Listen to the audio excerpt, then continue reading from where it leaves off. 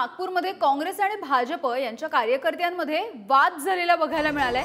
जरीपटका आणि नारा रोड या परिसरामधली ही घटना आहे। मतदारांना दिलेल्या स्लिपवरती गडकरी आणि भाजपचं चिन्ह असल्याचा आरोप आता इथल्या कार्यकर्त्यांनी केलाय। मशीन है ना, कागज भी लिख के दूंगा। नहीं, लेकिन ये मशीन से जो फोटो निकल रही लोगों को दे रहे हैं, अभी तुम प्रचार नहीं कर सकते ना। कागज पे लिख के दो। कागज पे नहीं है, लेकिन मशीन हटाना है ना, बंद करना है ना। उसमें गडकरी साहब की फोटो आ रही, गलत है कि नहीं है? फिर ये क्या चल रहा है आपने? नहीं, मेरे को बताओ ना, क्या गलत चल रहा है? ये गलत है कि नहीं है? फिर तुम प्रचार कर रहे क्या? आप प्रचार कर रहे क्या? अभी आज वोटिंग का दिन है, आप प्रचार कर रहे क्या? नागपूरमधल्या काँग्रेस आणि भाजपमधल्या कार्यकर्त्यांचा हा वाद आपण बघतोय आणि याविषयी बोलूया। जितेंद्र शिंगाडे आमचे प्रतिनिधी आपल्या सोबत जोडले गेलेले आहेत। जितेंद्र, काय नेमका हा प्रकार आहे? एकाच मतदारसंघावर हे घडतंय की इतरही अनेक ठिकाणी असं घडतंय?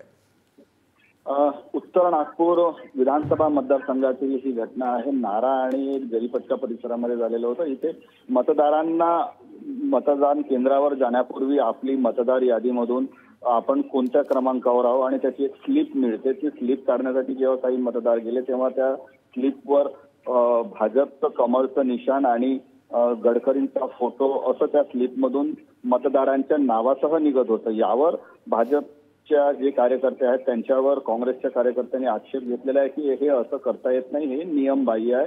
कारण मतदान केंद्राच्या आतमध्ये अशा प्रकारची स्लिप घेऊन जाणे म्हणजे आचारसंहितेचा भंग आहे।